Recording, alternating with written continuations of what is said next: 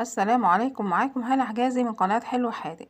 يلا بينا النهاردة نلحق موسم المانجا. المانجا لسه موجودة في السوق. يلا بينا بقى نعمل كنافة بالمانجا.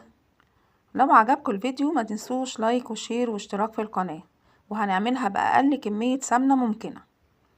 يلا بينا بقى نسمي الله ونعرف هنعملها ازاي. انا هنا معايا نص كيلو كنافة حطها في الفريزر، كنت مبيتها في الفريزر يعني علشان اقدر افككها كده واكسرها خالص خالص، ما يبقاش فيها اي تكتلات ولا حتت طويلة. خلاص ما بتتعملش كده الا اذا كانت الكنافة مجمدة. هكسرها بقى كده كلها، وانا هنا معايا كوباية سمنة بس مش هستعملها كلها، بتركاية كده هقولكوا عليها.